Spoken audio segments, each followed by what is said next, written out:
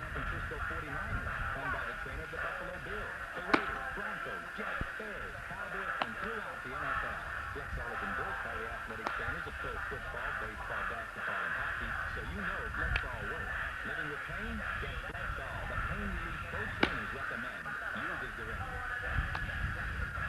The Food and Drug Administration has put the squeeze on Citrus Hill orange juice.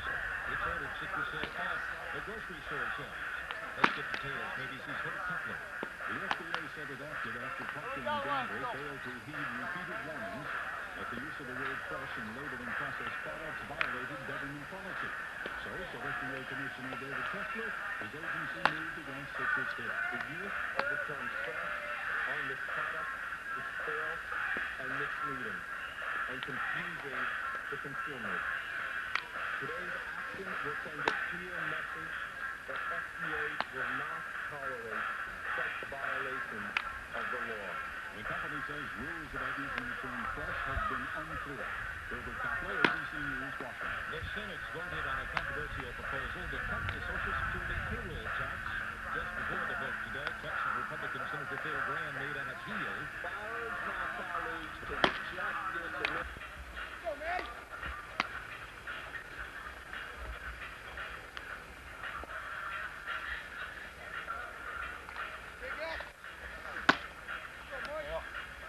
Particularly one of this magnitude. I guess one of the lines we always use is that there's not going to be any trickery in a game like this. It's going to be who hits, throws, and runs better today. And that's the way it's always been with these teams. Early in the year they played. I don't know if that's indicative of the way this game will turn out, where Providence blew out Joliet Catholic. And, of course, we covered that game. And it always comes down to the pitching matchups. And we have two good pitchers pitching today. Providence might have a little bit of an edge because of the experience factor with Fonseca. J-Sack, I think, has the ability to have a good game. We saw him show his goodness in the first inning of the game he pitched before, and then it all fell apart from there. So, you know, I think Providence might have the edge there a little bit. This is a hitter's field for whatever reason. I feel it's a hitter's field, but it seems like when we get to the regional championship game, the pitchers take over. Let's see if that happens today. Hot, sunny, and muggy here. 90 degrees at game time. The wind is blowing out toward left center field, so Jack may be right. The long ball may be part of the picture today. You may remember back on May 1st, these two teams met at Providence. Providence won that game, 12-2 in 5 innings. Joliet Catholic has not forgotten that game. I asked both coaches a few moments ago if they feel their teams are playing their best baseball right now. Oh, I think we're playing the best ball of the year, Joe. I think ever since we got beat by Providence by a 10-run rule the last game, we had a hard talk, and I think some of the seniors took charge, and that's what I needed out of these guys, especially out of Curley. And even yesterday when we were down 6-1, Curley came into the dugout, and I can't repeat some of the things he said to the players, but when I told him not to panic and stuff, Curley got him going. He's the leader of the team. He's the heart and soul of the team, and he keeps everybody up. Well, I don't know if we're playing the best baseball we can play, Joe, but I think we're playing better than we were earlier in the year. Again, as I said all along, our quality of play depends on how well we pitch. We're going to find more consistency in our ball club if we pitch well. As of now, you know, Bobby Schaefer's got the kids hitting well, and they have hit well all year. I think defensively we made some mistakes periodically, which is going to happen in high school baseball. But for the most part, you know, Dickie Mandela's got the infielders, and they're playing sound baseball. And so it comes down to the pitching, as I felt it's going to come down to all years. We have to pitch well, throw strikes, and we'll be all right. You know, we'll live with whatever happens then. These two head coaches today, Joe Rodriguero and Butch Markelts, both from Lewis University, class of '76. Butch of Providence, and his class of '72 at Providence High School. Rodriguero Joliet Catholic class also of '72. You know the two real well. This, of course, Joe Rodriguero's second year after leading the Hilltoppers to the state championship game last year to fall to Edwardsville 4-1.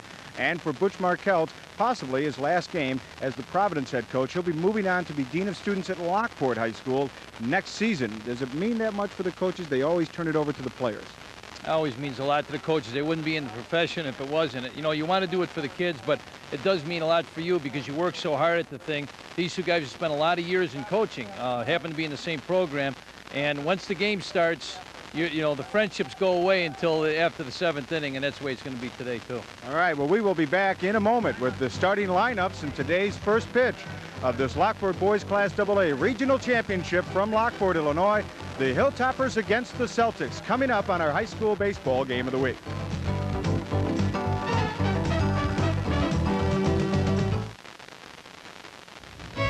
It's the pizza, it's cold. What's the matter, you? You like a cold pizza? Oh, no, Here, no, try it. Oh, it's hot. Cold, it's hot. What's the matter, you? It's a pizza bar.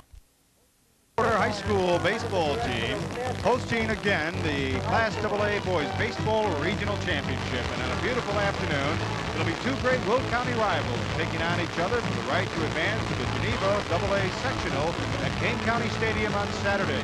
Joliet Catholic Academy Hilltoppers at 20-11 under Joe Rodagero in his second year take on the Celtics of Providence Catholic, 22-8, the top seed of this regional, under second-year coach Butch Markelts in this high school baseball game of the week. Well, hello again, everyone. Joe Passion here, along with Jack Szymanski, and we look at the Joliet Catholic Academy bench as they pour out there to move on to the field. They won the coin flip and will be the host team. And Butch Markelts, in his last season as a coach for Providence High School. He's been the defensive coordinator there for 16 years rather, 14 years as an assistant baseball coach, the last two as head coach, taking over for Jaime Garcia, who moved on with the White Sox organization. And Butch Markelts will become very accustomed to this field because he will be expected by late June at the Lockport School Commission meeting to be approved as the new Dean of Students at Lockport East High School, and he is expected to also add to his duties assistant football and baseball coach for the Lockport Porters, and beside helping his wallet, that's also going to continue to add to the great job that Butch has done over the years. Let's talk about the teams for now. On the mound for the Hilltoppers of Joliet Catholic will be left-hander Steve Jasek with a record of 5-2, an ERA of 2.02. Joe Jasek's a hard-throwing left-hander, and I think that it could be the equalizing factor today. Anytime you got a lefty that can throw like that, the ball's going to move away from those right-handed hitters. He has a good breaking ball, has a good mound presence. We saw him pitch really good a couple innings the last time we had him on a telecast, and then he kind of faltered. But I know that he's got the kind of stuff and ability to handle any team, so we're looking for a good pitching matchup today. And leading off for the 22-8 Celtics of Providence will be their star third baseman, Bobby Purchase. To take a quick look at the Providence order today, Purchase will be followed by the right fielder, Billy Pritchard, and the left fielder, Jeff Schley. The middle of the order will be Dantzler, Matson, and West, followed by Fonseca, Ward, and Finolio.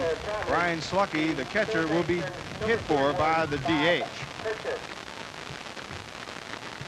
Jasek, who had a temperature of 102 degrees this past weekend, Jack, and was not feeling all that well on Monday during the regional semifinal victory for the Hilltoppers over Lockport, but he is okay now and is ready to pitch here too. This kid has got 4 pitches, and if he shows he's relaxed and confident and gets control on those pitches early on, Coach Rodagero says he can be tremendously effective. You said the key word, Joe, if he's relaxed. In a situation like this, I said it before, I think Fonseca, the Providence pitcher, might have just a little bit of an edge because he's got the experience. Where Jasek, if he can be relaxed and get through this first inning and gain some confidence, it'll really help him. Bobby Purchase batting .404, a homer and 18 RBIs, and of course a great base stealing threat is Purchase with 13 stolen bags this year. In fact, Bobby Purchase, the hitter here for Providence, leads the team with 40 hits on the season. Joe, and another key stat, he's only struck out 5 times all year, and that's what you want out of your leadoff man. He's had 14 walks. He's a guy that gets on base and has been a great leader for the Celtics. 2-2 the count on Bobby Purchase, and here's Jasek's delivery. A pop-up to shallow left field. The left fielder coming in underneath it, and Pete Carroll gives way to the center fielder, Jeff Bonebrake, who comes over and makes the catch, and Bobby Purchase flies out for out number 1 here in the top of the first as Bonebrake goes back to center field. So I think the outfielders were trying to fake you out that time. It looked like Carroll was camped under it, all ready to go, and here comes Bonebrake. And of course, the job of the center fielder is to be the quarterback and take the balls that he can within reason, and he did call the left fielder off and make the catch. Here's right fielder Billy Pritchard, a fiery, aggressive player for Providence this year, batting .316, no homers, and 14 ribbies. swings and misses at a fastball on the outside corner to the right-handed hitting Pritchard. Joe, I used to hate to go into a tournament game like this and face a good, hard-throwing left-hander. You don't see that many of them. The ball's tailing away, and he just showed some real good speed on that last pitch. Comes up high with the curveball, up high and away. Ed Flink Field in beautiful condition here for this regional championship game and the regional semifinals. Providence defeated Joliet Central 8-2. And that, of course, was avenging that regional quarterfinal loss that Central handed Providence last year on this same ballpark. And, of course, Joliet Catholic defeating Lockport 12-8 on Monday after the rain delay and postponement from Saturday's rains that pushed a lot of games from Saturday boys and girls regional semis to Memorial Day afternoon, which turned out to be a day very similar as we're having here Tuesday. In the 90s, sunny, a breeze is blowing out toward the left center field fence.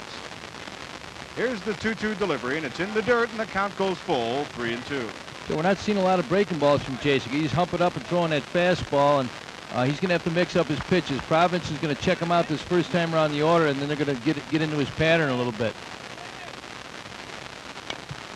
And a little chopper foul into the Providence dugout area. Bobby Schaefer fields the ball and throws it back in. This will also be Schaefer's final year. The hitting guru over there, Bob Schaefer. In the right-hand corner of your screen, Right. there's Schaefer down on his knees. He's the hitting guru, as Jack so appropriately put it. And he is going to continue his insurance business in New Lenox. Watch his kids grow up. And there's a high pop-up in shallow right center. Bonebreak again comes over and makes the catch in shallow right center. So Jeff Bonebreak putting some mileage out there in the gaps here at Flink Field. And Pritchard flies out for out number 2, bringing up Jeff Schley. Bonebreak's a senior. He's the captain out in that outfield, and he should be. He's got a lot of experience. He's a 3-sport athlete. And again, there's a ball that he's got to call the infielder up. Not a real easy play. He come on hard, he got a good jump and made the catch. Here's Jeff Schley batting .418, 3 homers and 19 RBIs. Looks at an inside fastball. Schley also with a lot of speed, 12 stolen bases, and the son of former Romeoville head football coach Dennis Schley. And he hits one hard to the first baseman McGraw. He fields it and takes it himself for a 1-2-3 inning here in the top of the first. No runs, no hits, no errors, and nobody left. They go to the bottom of the first. The Hilltoppers coming to the plate with no score. The Lockport Class AA Boys Baseball Regional Championship from Flink Field. And let's take a look now at the lineup for the Hilltoppers of Joliet Catholic Academy, who come in 22-11 under second-year head coach Joe Rodagero. We'll see the outstanding sophomore shortstop leading it off, Brandy Brancheski. He'll be followed by right fielder Jim Lynch and the center fielder Jeff Bonebreak. The middle of the order has McGraw and left fielder Pete Carroll, and the DH today is Brian Holman, followed by the bottom of the order, Doug Bettinger, Mike J. Allstott, and the second baseman, Mike Capellas. And one thing about the bottom 3 of this order, Jack, is Joe Rodagero's told me that 3, Allstott, Bettinger, and Capellas, have really carried this team the last couple of weeks. They've really been real strong when the others have been inconsistent at the plate. Well, you know, Joe fumbled around with his lineup all year. You know, we talked about that earlier, and he never really got it set till late in the year, and they've come in their own a little bit, and that's the key. Once they started to hit, then they started having a better time of it. They're going against a tough pitcher, though, today. Joe's facing Fonseca on the mound, and we saw him earlier, and boy, he was impressive that day. He got a good assortment of pitches and throw strikes.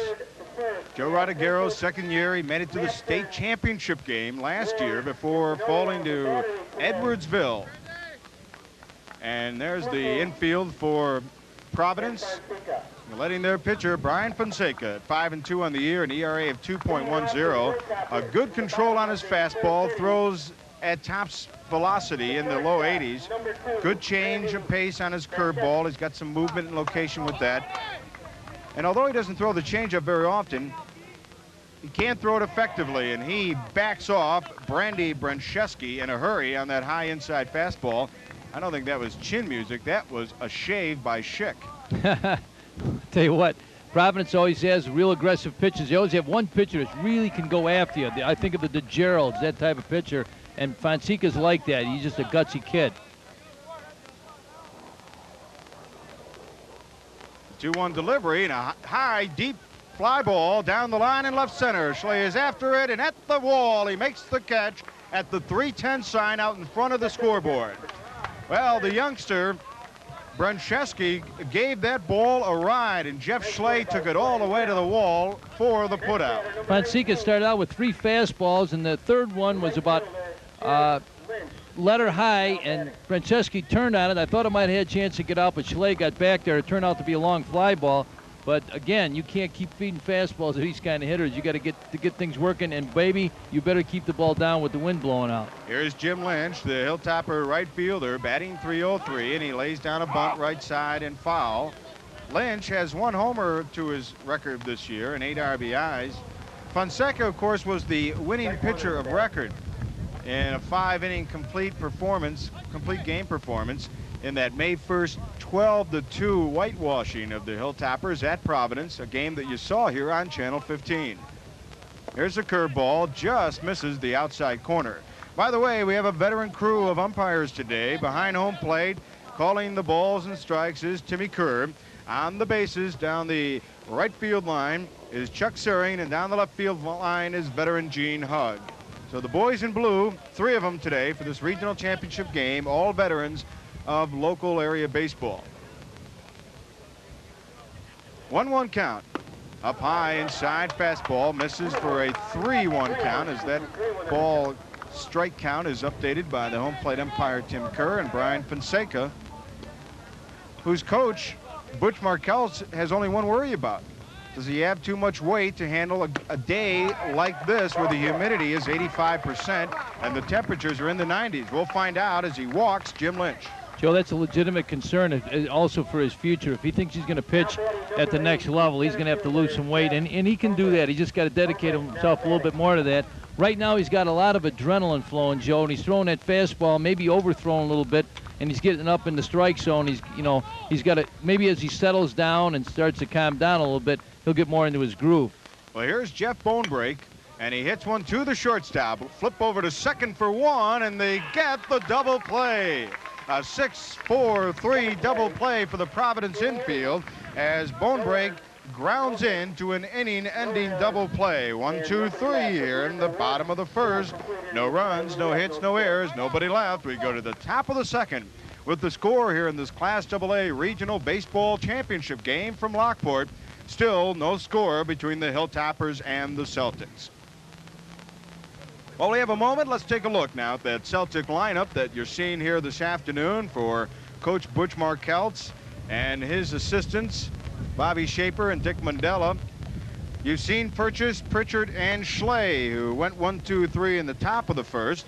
Now we'll take a look at their outstanding cleanup hitter, center fielder Eric Dantzler, to be followed by the shortstop Jeff Matson and the DH today, Mike West. The bottom 3 of the order for the Celtics will have the pitcher Fonseca, followed by second baseman John Ward and the first baseman Joe Fenolio.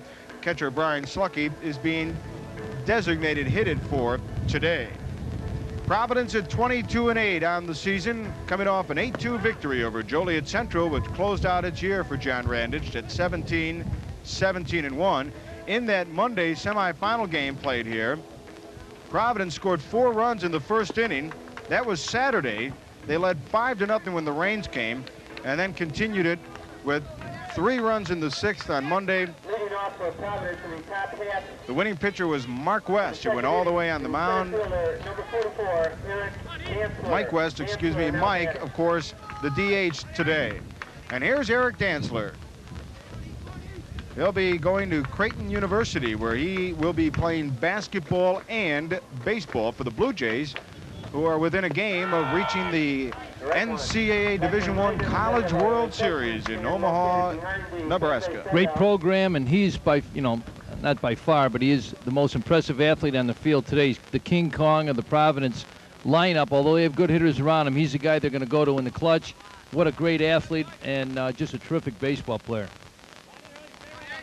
Dantzler batting .395 on the year, leads the team with 5 RBIs and 41 RBIs and 5 home runs. Dantzler, of course, also has great speed with 8 stolen bases, although we should just go back to that May 1st game that Providence won 12-2. Dantzler had 3 hits and 4 RBIs, including a home run in that game. But he also was broken down on an attempted steal when Alstad, the Joliet Catholic catcher, gunned him down in the 2nd inning. In fact, Dantzler got a cut on his face from sliding into that play, but he came back and hit a homer later. And he hits a high, deep fly ball behind us and out of play. The count goes 3-2, full count. Joe, Providence lineup is really a potent lineup, and one of the reasons is they're all strong kids. They work hard in the weight room. You can just see as they walk up, they're busting out of their shirts. And Dantzler has a little bit more of that basketball type of build than the other guys do. Timeout called by Dantzler to home plate umpire Tim Kerr, and he digs himself back into the batter's box here. Celtics with their traditional gray jerseys with the green and gold trim. And that is a strike call, a fastball on the outside corner of the plate that froze Eric Dantzler. Joe, he got a brain cramp on that pitch, and you wonder why, because it was a fastball down low. It seems to be his pitch, but that happens to hitters. For whatever reason, they get in there, and they're not mentally ready. And he wasn't mentally ready, and Jacek snuck one in on him. Here's Jeff Mattson, the Celtics shortstop, batting .322, 2 home runs, 25 RBIs for Mattson. Mattson is considered by his coach, Bush Markell, one of the best shortstops that has ever played baseball at Providence High School in the 16 years that Butchie has been coaching at Provi. And that says a lot for Jeff Mattson, considering some of the outstanding infielders that have played ball in the Celtic green and gray. Especially since Butch Markell is not one to throw compliments around that much, and for him to make that kind of statement with some of the great players they've had is amazing. Outside fastball misses. Count goes 2-1. Mattson, however, has been struggling somewhat at the plate the last few weeks. But a game like this, everybody's focused. The 2-1 delivery, and it's low for ball 3, 3-1, as Jacek goes and gets behind the hitter. Joe, you said something there that strikes home to me. It's funny that you can be struggling. Once the tournament starts, it seems like it's easy to forget about everything that's been going on, and you get so focused you forget about all that, and maybe that takes you right out of your struggles. Fouled off, out of play, and the count goes full, 3 balls and 2 strikes. You know, baseball is such a mental game, you know, all the way down, especially hitting. You can talk about taking a million swings. You look at the White Sox and the way they all try to get the perfect swing, but, you know, a lot of it's mental. You got to go up to it with the right mental frame of mind. Look what happened to Dantzler there. Again, a brain cramp. The ball was right there. For whatever reason, he wasn't ready. That curveball misses outside. Alstad will go to first base, but was it a complete swing? And that's the argument that the coaches are getting, and the first base umpire, Chuck Searing, rules it no swing, ball 4, and he is on with a base on ball. Mechanically, the umpires handled it this way. The ball was in the dirt, and Tim Kerr did not call a strike. He did not call it strike 3, but they had to carry the play out. He waited till the play was over so he could get a proper call. Appealed to the first base umpire. Here it is again. Ball's in the dirt. You know, and it looked like it was a check swing, and you've got to appeal to that first base umpire, and he did, and he called it no swing. Mattson has 5 stolen bases on the year, and here's the DH, Mike West. West, the winning pitcher in the semifinal victory for Providence over Central.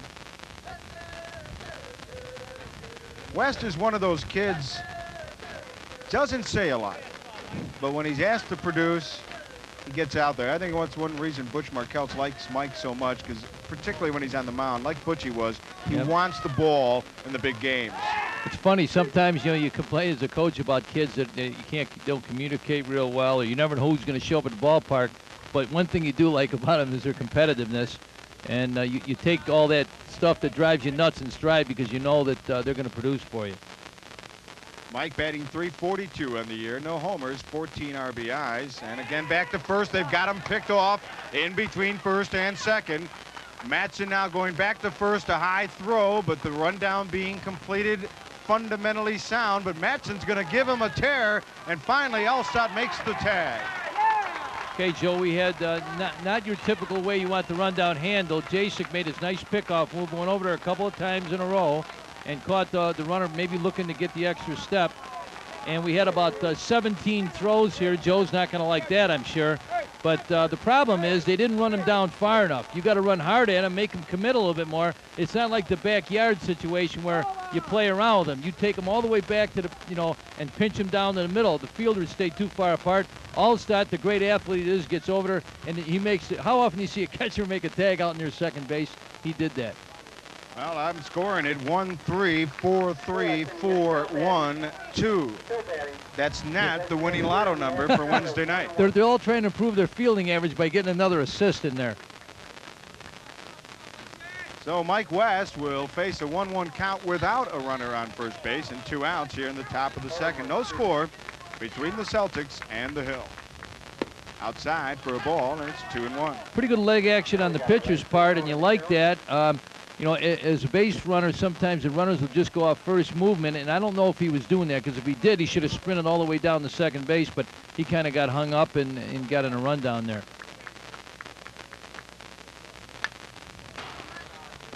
Back into the fence behind us, and West continues the battle away, evens the count at 2 balls and 2 strikes. Joe, those are the things that the kids don't like to practice. You go to practice, all you want to do is hit, but you've got to practice those things, because what if they would have thrown that ball away? I mean, that's a big play. It doesn't happen a lot in the games. When it does, you better be able to handle it properly. And West hits this one solidly down the right field line, will drift out of play. And the count remains 2-2. The Joliet Catholic defense here today from third to first. Dud Bettinger has the hot corner for the Hilltoppers. The shortstop, the sophomore Brandy Brancheski. At second base is Mike Capellas. And at first base is the veteran Brent McGraw. From left to right is Pete Carroll, Jeff Bonebrake, and Jim Lynch. And of course, Steve Jacek, the left-hander on the hill, throwing to his catcher, Mike J. Allstott. And a swing and a miss. He just got a piece of that, but Allstott held on for the strikeout. And again, 1, 2, 3 go the Celtics here in the top of the second inning. We go to the bottom of the second. No score in our Class AA Boys Baseball Regional Championship game from Lockport.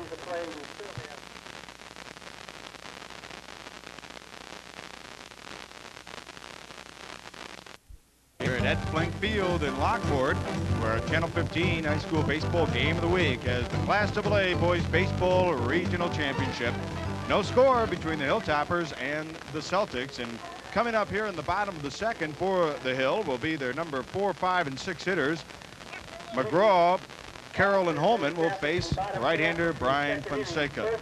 Joe, if somebody turned in now and looked at the pitcher and the batter, they might think this is a sumo wrestling match. We got 2 of the giants in the area. Brent is pound for pound one of the great ones the Catholic High's had. He doesn't look like a baseball player, but I'll tell you what, he can handle the glove over there, and he swings a good bat, and he is a very good base runner. We've seen that over the last couple of years. Of course, one thing Fonseca and McGraw also have in common, beside their build, is outstanding athletes.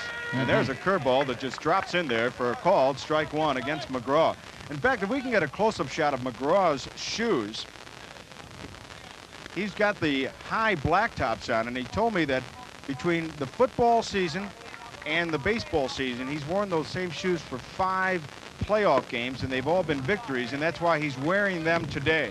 Hope he changed his socks within that amount of time, though. They look kind of white. Curley, of course, not only one of the real characters on the ball club, but he really has taken charge as a leader, as you heard Joe Rodriguez say on the pre-game show. We talked about really got on everybody. We talked about it before. I knew him when he was a little kid, and you wouldn't think that he would develop into that kind of person, but you could just see it over the years. And even in grade school, and then when he came to Catholic High, the kids kind of look at him as a clown, but he's overcome that a little bit. And I really think he is the inspirational leader in the team. You know what? He was that way last year, even as a junior. Had a mid-season slump, climbed out of that, helped the team finish 3rd in the East Suburban Catholic Conference this year. In fact, the Hilltoppers have won 10 conference titles over the last 15 years. In good 8 of conferences. Those were under your tutelage. Well, in good conferences, no question. So we have to work hard for that. And this fastball is up high, and the count goes full, 3 balls and 2 strikes. The Providence defense is set this way from 3rd to 1st. We're going to have Butch Markelts coming out to the mound to talk to Brian Fonseca, so we'll focus in on this for a minute. Coach Szymanski, give us a little insight what's going on here this early in a mound visit. When you see the coach's head bobbing up and down, he's a little upset with him. And I think what he's saying is, hey, don't get behind these hitters. You got to go after him. He has gotten behind some hitters here. He got out of it in the first inning with a double play. Fonseca was so successful the last time, Joe, if you remember, except for one inning, he just had total control of the game. And here he is falling behind hitters. I'm sure that's what Butch is upset about. Well, you remember in that 12-2 victory by Providence over Joliet Catholic, those 2 runs were scored in an inning in which Fonseca walked 3 batters. And there is a shot into the left field gap that will fall in there for a base hit for McGraw. Joe, I've heard people call that, and that was a get-me-over curveball where he just was trying to get it in the strike zone. But, again, if you're struggling a little bit and your coach just came out and chewed your ear off, you're just going to try to get a strike in there. And it was a hanging breaking ball. Curly stayed back and hit it the other way, and Hilltopper's got something going here. One of the strengths of Curly McGraw has been he's a guy who will put the ball in play. And he proved that one going the other way from his left side. And here's another left-hand hitter, Pete Carroll, the Hilltopper left fielder. Carroll, who is a semi-regular on this ball club that reached the Class AA state championship game last year in Springfield, batting .323 in the year for Pete, 2 homers and 19 RBIs, and he backs off an inside pitch, but it comes in there for a call. It's strike 1. A much better breaking ball. He broke it off pretty sharply. He dropped down on the inside corner, and maybe that's something else Butch said. You got to go to your breaking ball more. One thing about, let me go back to Curly Women, and you notice he's only got 2 homers this year. Really, he's not a type of a home run hitter because he does use all the field, as you said. The delivery, and chip foul off the catcher, Slucky, and behind home plate, so the count quickly goes 0-2 to Pete Carroll as he looks down the third baseline to Joe Rodiguero. In fact, the third base coach's box already fully encompassed by the shadow of the trees behind the third baseline dugout. I'll tell you what that tells you, Joe, that the right fielder is going to have to really fight that sun all day. We start at 4:15. It gets worse as the game goes along. Up high and away for a ball 1. 1-2, the count on Pete Carroll. Going back to the Providence defense from third to first, Bobby Purchase, Jeff Matson at shortstop, the second baseman John Ward, and Joe Finolio at first base. The outfield from left to right is Schley, Dantzler, and Pritchard. Behind the plate is Brian Slucky, and of course out on the mound is Brian Fonseca. There goes Doug McGraw. He's going to try for the stolen base and a high throw into center field. McGraw goes in head first. He's going to try for third. The throw from Dantzler is a bit down the line, and Doug McGraw steals second and gets third on an error. Joe, does not surprise me at all. I hear people laughing like, oh, they snuck one in on baloney. He's a good base runner. He picked a curveball to run on. Now look at the series. The first 2 pitches were breaking balls. He came with the fastball, and what they did there was they guessed curveball, Joe. They guessed he was going to throw the curveball. They guessed right.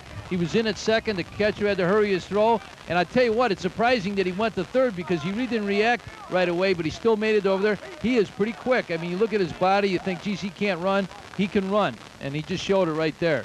You know, I was kidding McGraw prior to the game, Jack, because he scored on a wild pitch that led to the Hilltopper victory in their 12-8 semifinal win over Lockport as Carroll strikes out. And I was kidding Curly about, did you slide head first, and was that a steal of home, or was that on a wild pitch? He says, I can steal. Yeah.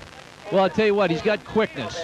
He gets a good start. He's a lineman in football, and they work so hard on their starts. He gets, and once he gets going, he picks up momentum, I guess, with all that weight. Well, that runaway train got all the way to third base, and here in the bottom of the second with 1 out, Brian Holman, the designated hitter, batting .357, 1 homer and 3 RBIs for Holman.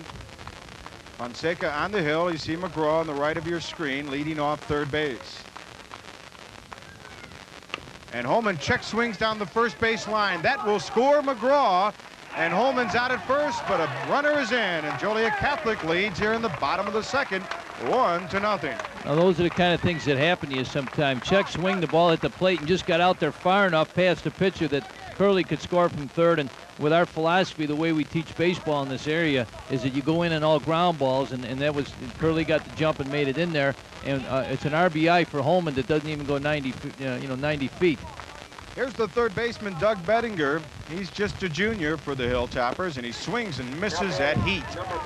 That was hotter than the temperature. Yeah, he was mad because he let that guy get the steal on him and go. And the bottom of the order, as you said earlier, has been hitting well for Catholic High. And I think a key factor is you look at Holman, who's only had 14 at-bats all year, and they got him slated right in the lineup today. Of course, Holman, an outstanding pitcher this year for Joliet Catholic, which is one reason for his lack of plate appearances. But when he does hit in there, he hits well. The 0-2 delivery and a shot into left field that will drop for a base hit.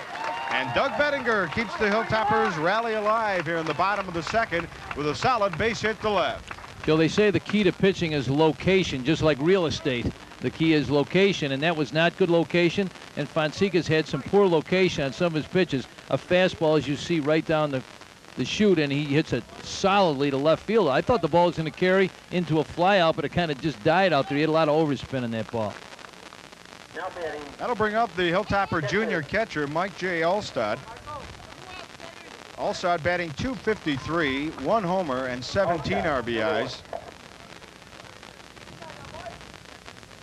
While Alstad has improved his defense and throwing out runners at second base as a catcher, he's still on the verge of overcoming a midseason slump. He got out of it in mid-May, fell back into it a little bit toward the playoffs, and according to Joe Rodriguero, has really been hitting the ball well in the last week and a half or so, leading into the state playoffs, and of course including some big hits in the regional semifinal game over Joliet Central and the quarterfinal regional victory over Bolingbrook. The first 2 pitches were breaking balls, and that's what I'm sure Mike has trouble with, and they dropped him down in the order. That's probably helped him a little bit because you don't see as many breaking balls, but a kid like Fonseca, who is really his out pitch in a lot of cases, is able to get the breaking ball over.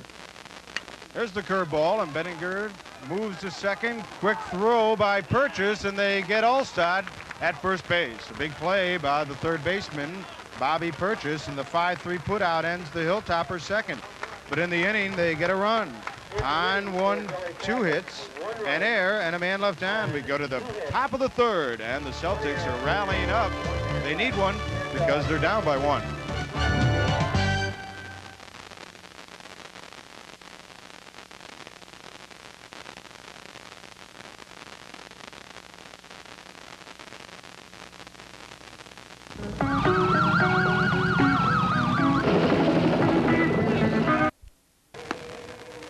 Steve Jazik, the left-hander on the hill for the Hill, and the Celtics will come up at the bottom of their order. Fonseca, Ward, and Fenolio to face left-hander Steve Jazik.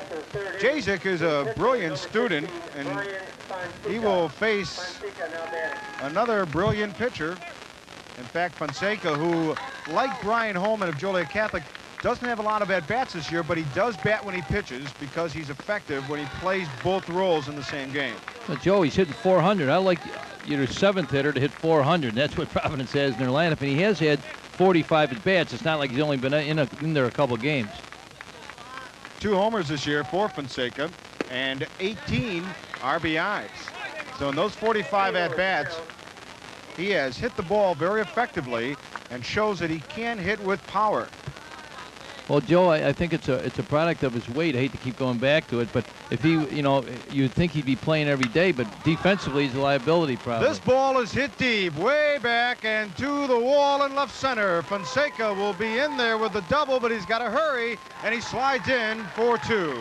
Brian Fonseca with a long double to left center field. Starts off the top of the third for Providence. You would call that a linea. He leaned on that pitch and almost drove it out of here to left center, and this is a pretty wide open park out there, and he drove to the base of the wall. There it is. You know what? He looked at it. He pulled a Reggie Jackson a little bit at the plate, and that's why he had trouble getting into second base.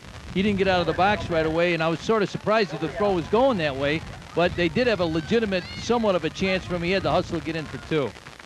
So Steve Jazik looks back at a runner at second in Fonseca, and that'll bring up the second baseman, John Ward. Ward batting .328, no homers, 11 RBIs, and he bunts to the mound. Jazik looks and quickly fires high, and the runner is safe at first base. Fonseca advances to third in the meanwhile. There's Fonseca third. And Ward with a great bunt. It was certainly a sacrifice bunt, an error on the pitcher's throw. And the runner is on the corner with second base open, nobody out. And Jasek, of course, disgusted with his throw, and he knows it. Good wheels on the runner. Boy, he got down there fast, and they made Jasek hurry up. He didn't have a good handle on the ball. Luckily, Curley got up into the sky to get the ball so it didn't go down the line.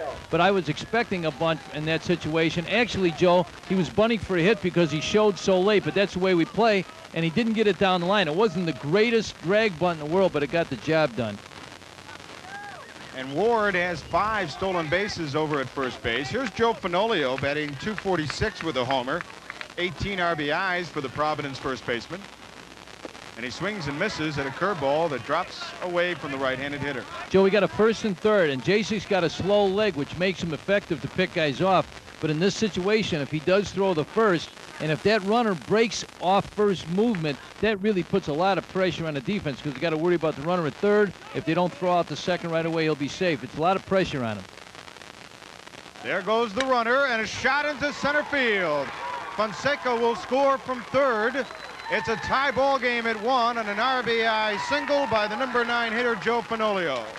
Joe, I go back to location. Jasek hasn't had good location in this inning, and it's got him in trouble. And they did just what I said. They had the runner going on first movement, and then the ball was about waist high and just drilled to right field. You can see it right here. Watch his head. His head will be right on the ball. Kept his head down, hit it the other way, and with that runner going, he easily made it to third base. And we got a major rally going on here. No outs here in the top of the third. Providence has a run in to tie the game at 1 for Bobby Purchase to come up with runners on the corners. Well, the other day, Joe, Joliet Catholic won by using pitching by committee. They used a couple of different pitchers, and, you know, you wouldn't be surprised to see the same kind of action today. Purchase flied out to left center his last time up. A long throw over to first and out of play. A run will score. Moving over to third base in a hurry and standing up with a stolen base and an error. It's now 2-1 as Fenolio drew the throw over to first base. It was high from Jasek. And we'll take another look at that and see how it's going. And Butch Markelts is really laying it on verbally to his players out there. Here you see Fenolio wheeling around second to go to third. I don't know what Butch is upset about, but it was a wild throw over the first baseman's head. You said the ball went out of play because you're used to this field not having the fence down there, and that would have been a factor there because the ball went across the line. 2-1 Providence here. Still nobody out. A runner in third. Bobby Purchase at the plate. He hits a pop-up right side. All-Star chasing it down, and it's out of play. Just to the right of us. We are to the right directly. Well, actually, we're behind home plate and to the right side.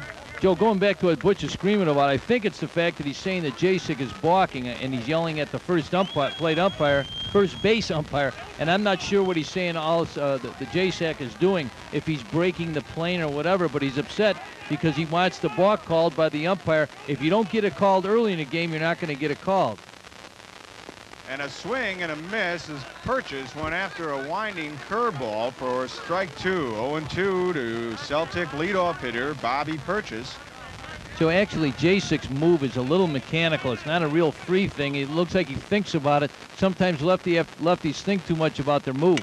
This time, Purchase gets one down the right field line, but it will drift just barely foul. The right fielder for Joliet Catholic, Jim Lynch, chased it down, and he'll move back over toward right field as Fenolio heads back over to third base. Fenolio feeling pretty good about himself, and he should. He really hustled around from first to third on that wild throw by the pitcher. Well, so the Celtics have hit some mistakes this inning on Jasek's part, getting the ball up where they can really hammer the ball. And the last pitch, for example, the Purchase was down where he wants it. This time a long deep fly ball down the left field line, but it will go foul, and Schley chases it to the fence, but it goes out of play. That one would have been so long had it been fair, but it just did drift foul, and Purchase got under it and got all of it. And that's a situation where the left fielder runs over to the foul line, and if it's foul, you let it go. in my mind, because you don't want the run to score. Let the ball go foul, let it drop foul, but obviously if it's in fair territory, you got to catch the ball. Bobby Purchase out of Indian Hill Junior High School, outstanding football player for the Celtics, and Coach Matt Seffner. The 0-2 delivery. It's low for a ball, and the runner hustles back over to third base as Allstott had to really dig that one out of the dirt. Well, a lot of room behind the plate, Joe. Ball goes by here. You usually got to run. Real aggressive walking lead at third by Fenolio. And Allstott did a good job to keep it in front. Notice the Joliet Catholic infield is pulled in. Here we are early in the game. We're only in the third inning. It's a 2-1 game, and Joe Radagaro says, hey, we better choke this off and don't let him get any more. Jacek checking his runner over his shoulder and delivers a high fly ball, shallow center field. Bone break is there.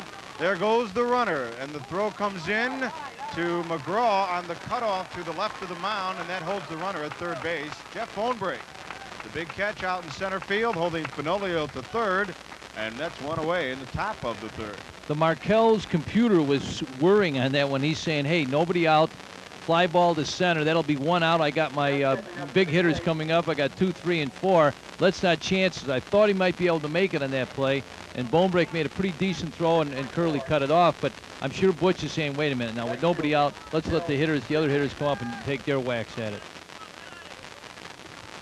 So Jacek now will face Billy Pritchard, who also flew out to the center fielder Bonebreak his last at bat in the first, and he bunts this one off the top of his bat, but it's out of play. Trying for the squeeze play, bringing Fenolio in. I'm sort of surprised the Hilltoppers have pulled in. You know, you got to stop the bleeding here. You don't want to have a real big inning, and that's what happens when you pull your infield in. You give them so many more holes to shoot through, you know, and you don't want them to continue the inning. Fine, if there's a ground ball and you get an out, that gives you 2 outs. Fine, they get a run, but keep them out of the huge inning, the 5- and 6-run innings. I'm sort of surprised that Joe has pulled in, but, you know, everybody has their own feel for the game. Pritchard, known as Billiards to his teammates, another outstanding football player. He was an all-area selection in the Herald News in football this past season for Coach Seffner. Pritchard's a senior, and now behind the pitcher, 0-2. Well, you hope your pitcher has good location. When you're playing this far in, when the infield's in, you don't want that pitcher to serve up meatballs, and you need good location so they don't get a real good whack at it. And that is a called strike 3 on the outside corner. Pritchard goes back to the bench for out number 2, and Jacek beginning to get some fire on his pitches. Well, another brain cramp there where I'm sure the batter was looking for the breaking ball that time and just got surprised by the fastball. Boy, with 2 strikes, you better not guess. Big crowd on hand here today out at Flink Field, and this is the game that everybody turns out for. This and the regional semifinals, 2 of the biggest days of local baseball in Will County. Down low for a ball. Here's Schley, and this is the guy that makes the Celtics go. He does a lot of good things. He's a typical free hitter, great athlete, runs like a deer, good power, hits the ball in the alleys, and I know Butch is real high on him. Jeff Schley, a junior out of Troy Junior High School. He swings and misses, evens the count at 1 ball and 1 strike. And Schley, of course, is a tremendously coachable player, and when you grow up at the same dinner table as Dennis Schley, a tremendously talented coach at Romeoville before he retired to become Dean of Students full-time. Schley knows how to deal with a fiery coach, and he's playing for one in Butch Markelts, and I think his dad probably yelled a few times.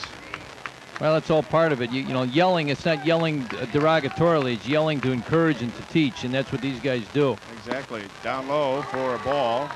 Count evens at 2-2 to Jeff Schley, a National Honor Society member and an all-area football player. Jacek's had some pretty good pop these last few pitches. Curveball comes in, full Schley. Allstott will throw over to first base, and the inning's over. What could have been a very big inning for the Celtics does score them 2 runs on 2 hits. An error and a man left on. We go to the bottom of the third. The Hilltoppers coming up and trailing by a run.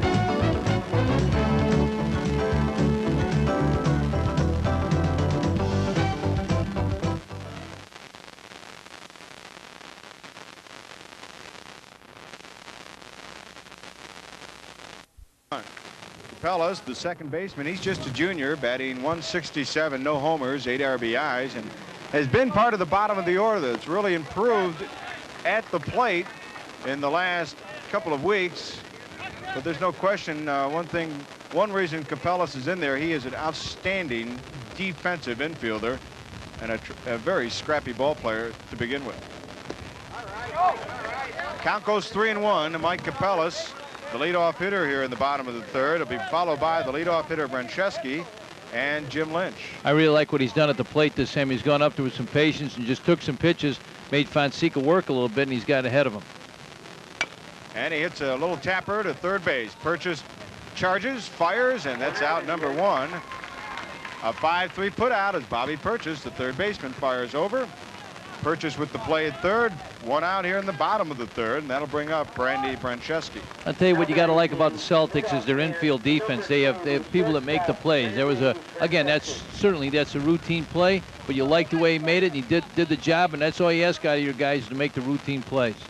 Here's the sophomore, Brandy Brancheski, and he backs off on a check swing. He looked like he showed bunt early and backed off on a high fastball for ball 1 from Brian Fonseca. Joe hit one deep, remember the first time up, and he's really emerged into one of the leaders of this team, even though he's only a sophomore. Brancheski flied out deep to the track in left field in his first at-bat. 1-1 the count to Brancheski out of St. Ray's Junior High School. An outstanding 3-sport athlete, football, basketball, and baseball. Younger brother of Brett Brancheski, who is, of course, a standout third baseman for this Hilltopper team last year, now playing the infield at Joliet Junior College, who had a tremendous year for Wayne King and the Wolves this year. The second year in a row, they won more than 30 games. Joe, we got one more Brancheski coming up. Brian, he'll be a freshman next year, and that's a great athletic family there. And Brandy draws a base on balls against Fonseca, and that'll bring Jim Lynch to the plate to face the Celtic right-hander. Joe, you always tell your hitters to look for the ball below your hands, and that time Brancheski got a series of pitches that were above those hands, and he laid off them and got the walk, and that's good patience for a sophomore. Lynch drew a walk his last time up. Jim, a senior out of St. Mary's Junior High School. Also an outstanding football player, scholar athlete. He was all conference in football. And he backs off some chin music, high and tight. Joe, Butch talked earlier about his pitches not getting early in the year, not getting ahead of hitters. And Fonseca, really, this game, if you analyze it, has not gotten ahead like he did in the last game. And that, you're going to get in trouble. He's got to start getting in the groove a little bit here. And this fastball's got heat, but it's low for 2-0. The count to Jim Lynch Mob, as he's known to his teammates. It's a good nickname. I tell you what, there's a situation right there. Because he's missing, he throws one on the borderline. He wants to call, but the ump's not used to being in the groove and calling those strikes. You're not going to get it. Deep fly ball to left center field. So long, Mr. Rawlings. That ball is over the scoreboard and out of here. A 2-run homer for Jim Lynch here in the bottom of the third, and Joliet Catholic has retaken the lead 3-2. It's problematic. What happens there, you're getting behind, and then the batters can just sit on your fastball and wait for that good pitch, and Lynch did that, kept his head down, drilled it over the scoreboard, and that's a healthy swat off a kid like Fonseca. There it is, head down, ball below his hands, and that's what we say, look for the ball below your hands when you're heading the count. 2-run homer. Second homer of the year for the Lynch Mob. And that'll bring up senior Jeff Bonebreak out of Troy Junior High School, another outstanding 3-sport athlete. Bonebreak, a fine football player, played on the state championship football team, played on the state runner-up baseball team, and as he fouls one off down the left field line, Joe Rodiguero picks it up. We've got to get a close-up of Rodiguero if we can from our director Frank Vance at his opportunity. Rodiguero is going to have quite a summer. He is going to be in a motion picture, The Babe Ruth Story, that will be filmed at Danville, Illinois in July. Rodiguero is going to be one of the baseball players in the film. He's not going to be Babe Ruth? He's not going to be Babe Ruth, only because Babe Ruth had hair. That's terrible. But I tell you what, he's not built like Babe Ruth. He's a little bit bigger all the way around. Which I'm sure Debbie Rodagero is very happy to know that Joe may not have hair, but he's got lots of muscle. You must have been working on that one for a week, waiting to just be able to say that on air. Rod's a great guy. In fact, his daughter, Krista, celebrating her 9th birthday on the day of this ball game. Happy birthday, Krista. Shot down the third base line, goes foul and out of play. Well, in fact, back to Rodagero. In all seriousness about this motion picture, the Babe Ruth story will be filmed in Danville, Illinois this summer, and Coach Rod, along with several, and I mean this complimentary because I fall in that group, middle-aged former ball players, have been asked to play extras and play baseball players in the story. This is a deep fly ball to center field, and Dantzler is under it, and he backpedals to the wall to make the catch. About 360 feet deep goes Eric Dantzler before he comes down with the deep fly ball off the bat of Jeff Bonebrake. Those aluminum bats make it sound like the ball's going out of sight, and that was pretty much a routine fly ball, but he hit it pretty well, but he hit it to the deep part of the park, and it was easily caught. And going back to Joe Rodagero, boy, hasn't he done a great job in his first 2 years there? This was not an easy season for him. He had to struggle with a lot of things all year, but you know, he's got the great personality and great experience in that dealing with people. He's really good. Here's Curly McGraw, the senior out of Shanahan Junior High School, and he gets a called strike on the outside corner. McGraw singled, stole second, advanced to third on a throwing error by the catcher in the center field, and then scored on a ground out by Holman back in the first. This ball gets away from the catcher, nobody on though, so it goes harmlessly behind home plate. 1-1 the count to Curly McGraw. Curly showed his wheels early in the game.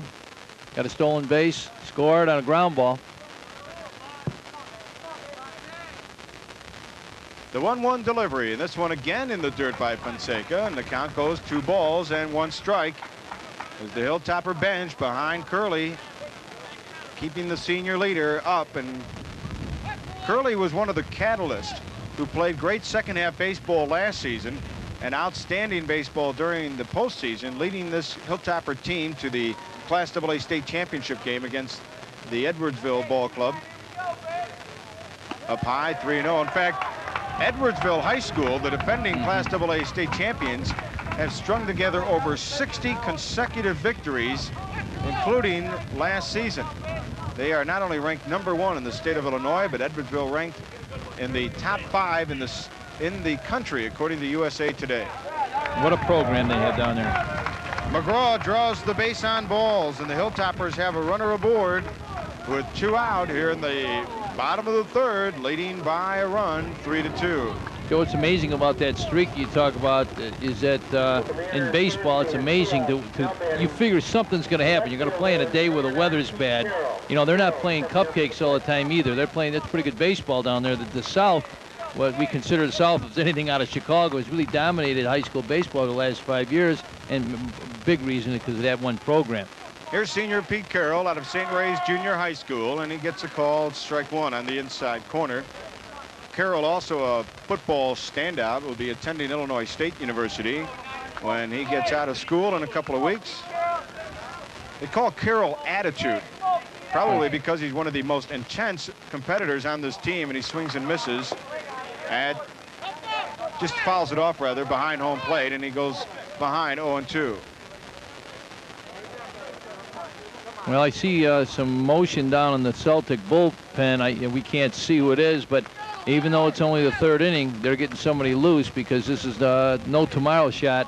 If Fonseca continues to struggle a little bit, they may look to make a change. 0-2 the count and the delivery. A swing and a miss gets by Alstott, the catcher, and Carroll will rather Slucky, the catcher, and Carroll is on first base. Of course, the rule, Joel, with 2 outs, even though there's a runner on first, you do get the drop third strike. We're going to see the replay.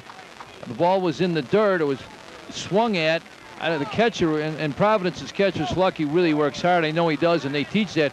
But he didn't work hard on that pitch. He's got to work hard to keep the ball in front of him. And even though he blocked it to the side, and the runner was able to be safe at first base.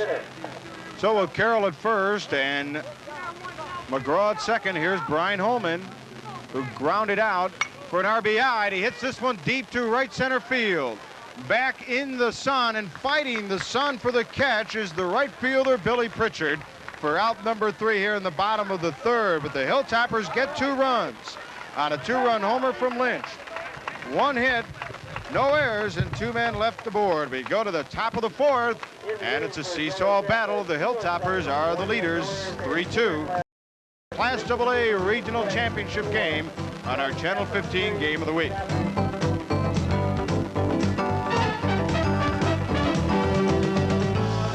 Fourth, Hilltoppers with the 1-run lead here, 3-2 over the Celtics, whose Eric Dantzler will lead off this 4th with a shot through the hole into left field. And Dantzler is on with a single to open up the 4th for the Celtics. Dantzler really turned on that pitch. The ball was up in the strike zone a little bit. Really got his hips through in the barrel head of the bat out and drilled it, and that was hit all the way.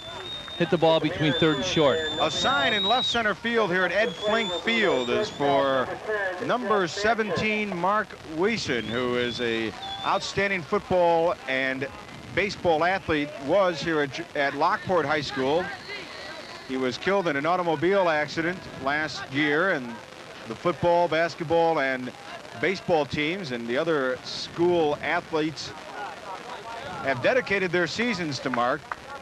And here at Flink Field, they have dedicated a portion of the field to the number that Mark wore as a baseball player for Clyde Odell last year and Jimmy Hall. That's quite a tribute. Sure is. You know, it tells you a little bit about the character must of that have been kid. something. That kid must have been special if they would do that for him. Throw back over to first. Dantzler is back in time. Joe, that pickoff move is kind of just worrisome because once a team like Providence or Joliet Catholic, a good team, sees a weakness, they're going to exploit that weakness. And they notice that he's very tentative now about that move. Low and away to Jeff Matson. Matson walked his last time up and then gave the right side of the infield for Joliet Catholic a workout in a rundown that took about 7 throws before they finally got him. Alphonse and Gaston, they call that. Matson, who is called Rusty by his teammates, was anything but during that pickoff move. Well, you know what lefties try to do? They try to fake you out with their head. They look to the plate and go to first, and they look to first and they go to the plate because, and young runners fall prey to that. But the Celtics, even though they were picked off early, I think are starting to read that move, and you can see he's getting behind in the count because he's so tentative. The 2-1 deliveries outside for a ball, and it's 3-1 against Jeff Matson, the Providence hitter. No outs here in the top of the 4th. 3-2 Joliet Catholic. Butch Markelts in his 2nd year as head coach, his 16th year as a coach on the varsity, 14 years as an assistant to Jaime Garcia, who of course now coaching with the Chicago White Sox Class A Rookie League in Sarasota, Florida. And it's up high, ball 4, and Matson draws his 2nd walk of the game.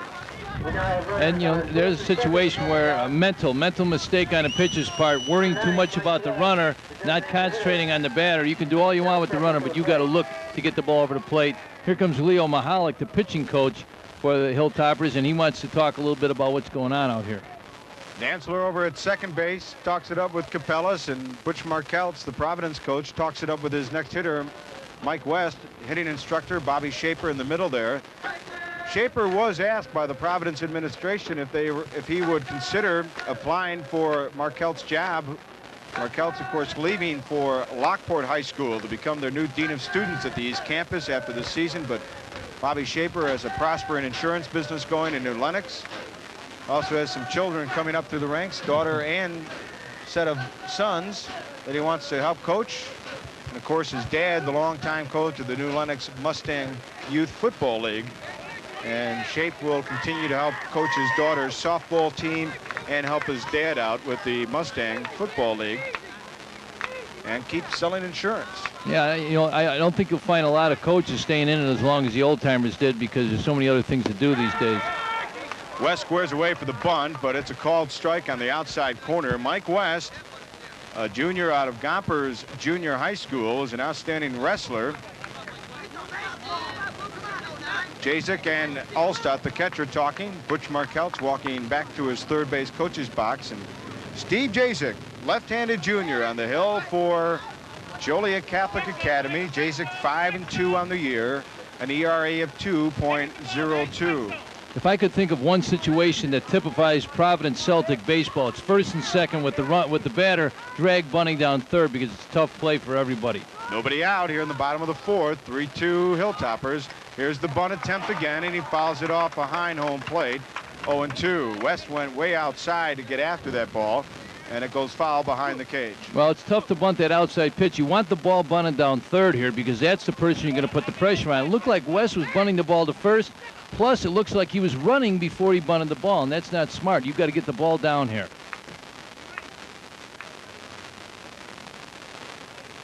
But you want to turn a drag bunt, you want to hang with that bunt a little bit longer with first and second, because if nothing else, as you said, you turn it into a sacrifice bunt. If you're trying to beat the ball out to first base, you don't get the job done. With runners at first and second, nobody out here in the top of the fourth. The 0-2 delivery in the dirt. Allstott makes a good chest stop of the wild pitch, and it goes 1-2. Jasek has 2 throwing errors today on attempted pickoff moves from the hill for Joliet Catholic, but he appears to be focusing more on the batter than on the runner. Which is what he didn't do on the last batter, Joe, and I'm sure that's what Leo told him to do. Mike Wild West, the winning pitcher in the regional semi-victory over Joliet Central. Squares away for the bunt again, and he bunts it foul for strike 3. Out number 1 in the top of the fourth. Now Butch is doing a burn down there, and I know what it is. He gave him the bunt with 2 strikes, and what he's doing, he's running out of the box trying to beat the ball down to first base, and that's not what you want to do there. With 2 strikes, get the ball down, give yourself up. What we say with sacrifice is you take the bat and you take it like a lance and drive it through your heart, because you're sacrificing yourself for the good of the team. He didn't do that there. He was trying to run and beat the ball down to first base. Well, here is Brian Fonseca, the senior out of Huffer Junior High School, also an outstanding football lineman for Providence. And he fouls this one out of play to the right side into the large crowd here along the first base line behind the dugout. We were talking before the game. The reason why this Lockport and this area gets the regional all the time is because they really turn in good receipts to the IHSA, because we have such great fans that come out, and they do a terrific job of running this tournament. That's why the shortstop overthrows the second baseman. Dantzler will advance to third, and Matson stays put at first base.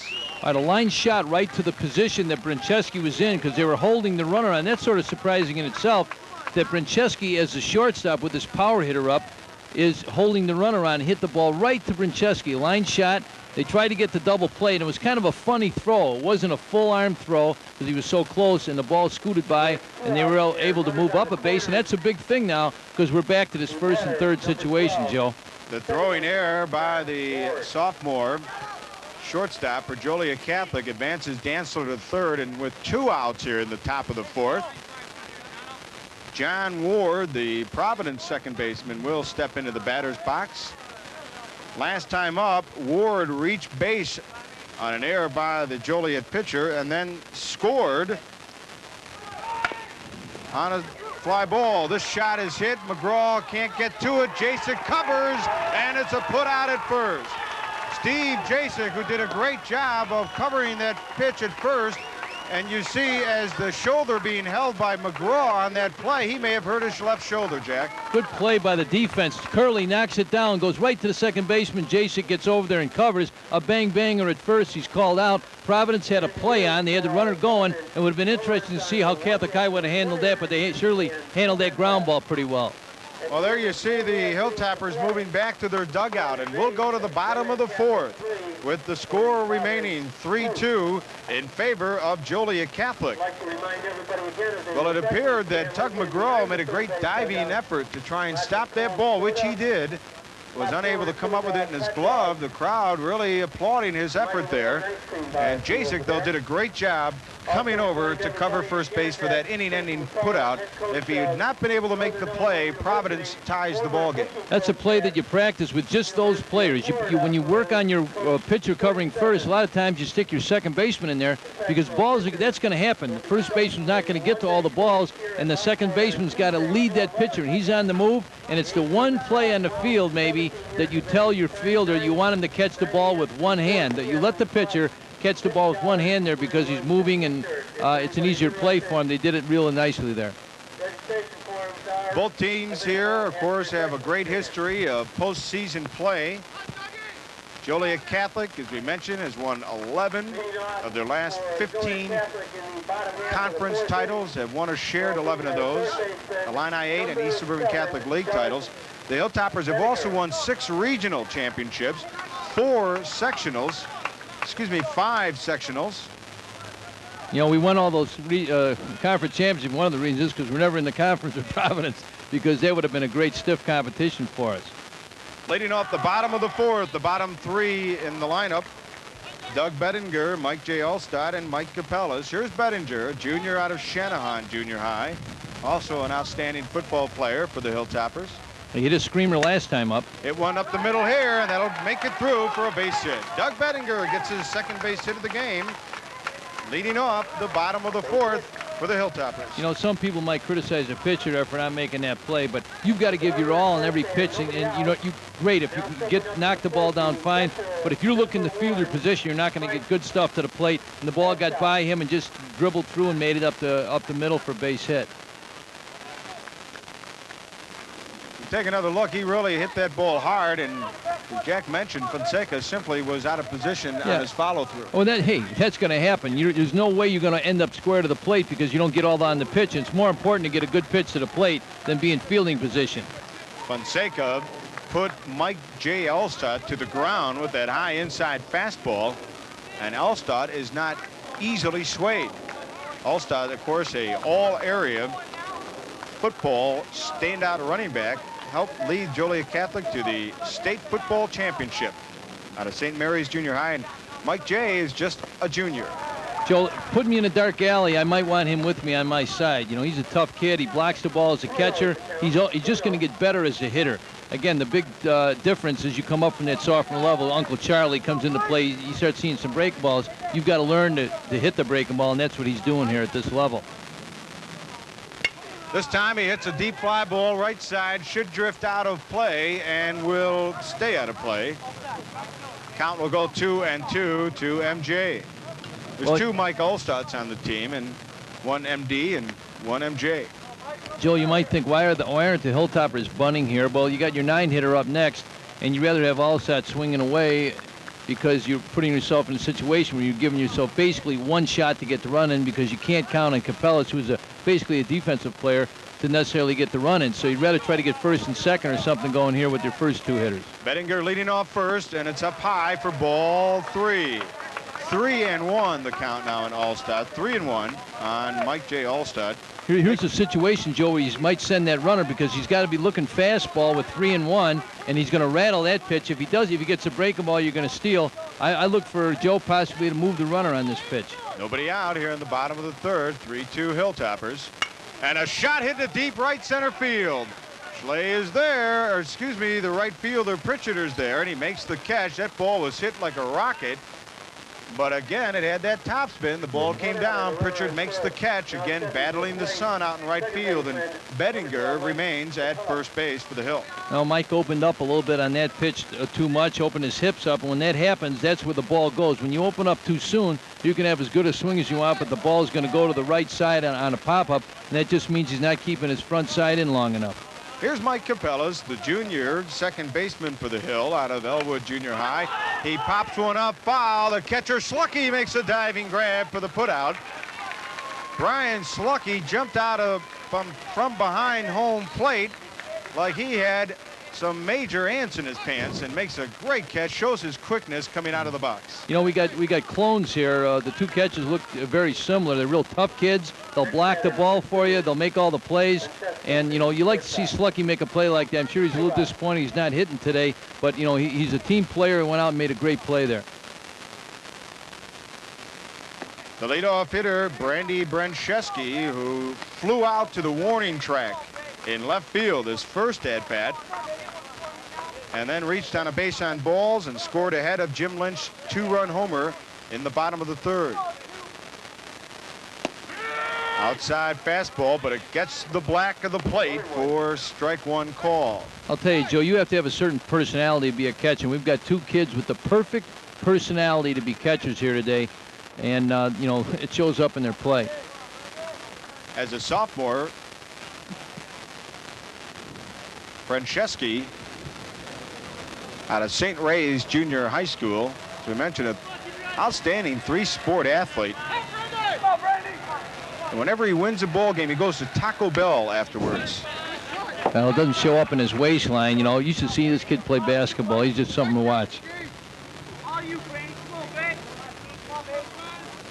I guess he just stays with the chicken tacos. Must be it. I don't think so. These kids don't watch it that close.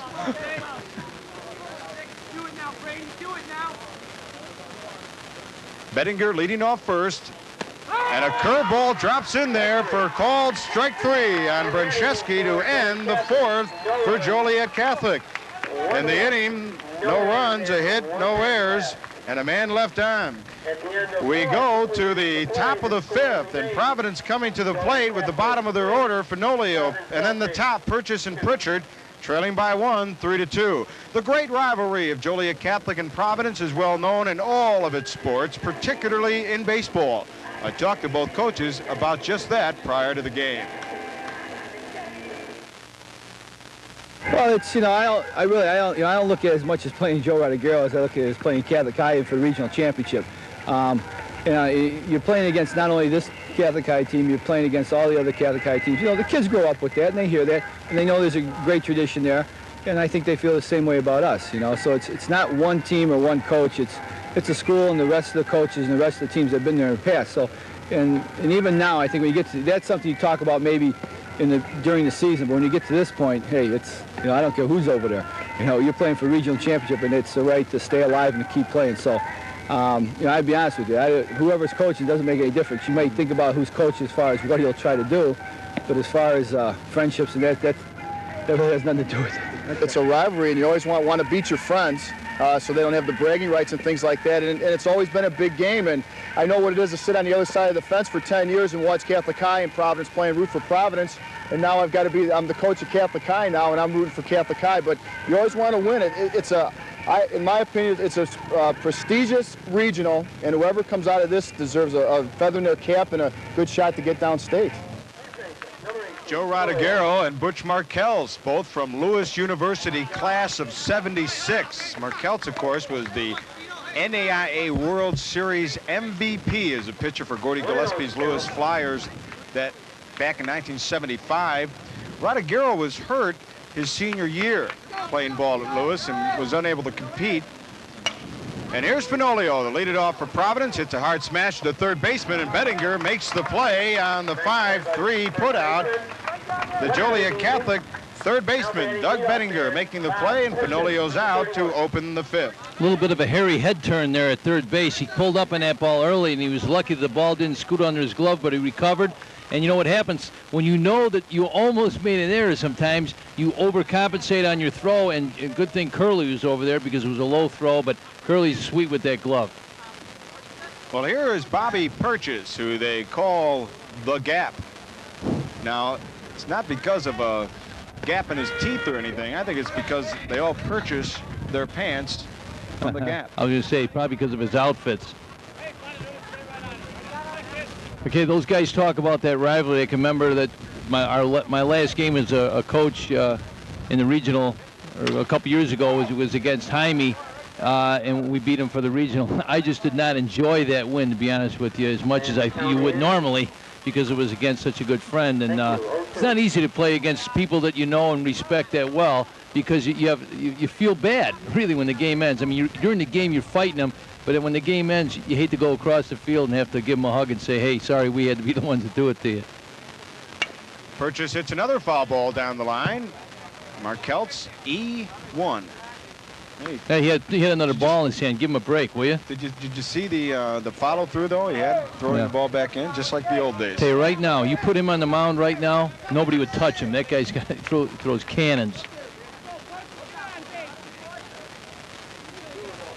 What about his control?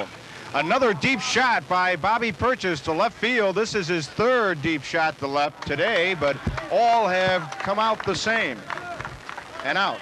You know that he's hit the ball hard though. Sure, that left-handed fastball that tails away, you get frustrated because all you do is you hit long fly balls, and that's the difference with that left-hander. The right-handers are usually seeing the ball coming into him a little bit when the right-hander's pitching. Now with the lefty, it tails away and it gets frustrating. Well, here's Billy Pritchard, senior out of Anna McDonald Junior High School, another football star. And he hits a deep shot to center field, sending Bonebreak back, but he is underneath it for out number 2. Make that out number 3, and 3 up, 3 down here in the top of the 5th. No runs, no hits, no errors, and nobody left. We go to the bottom of the 5th. Joliet Catholic still leading by 1.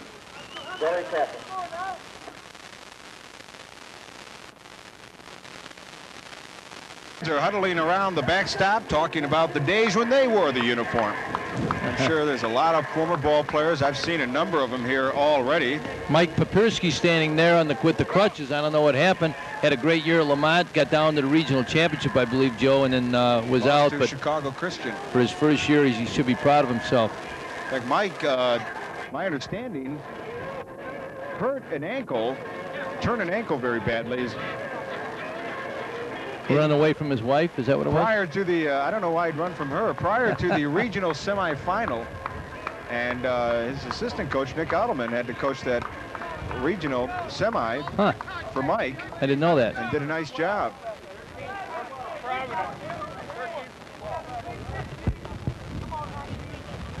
So leading off the bottom of the 5th will be Jim Lynch for Joliet Catholic. In the lineup for Providence, number 13, Bill Burfing will be in for number 12 and bat 8 and play second base.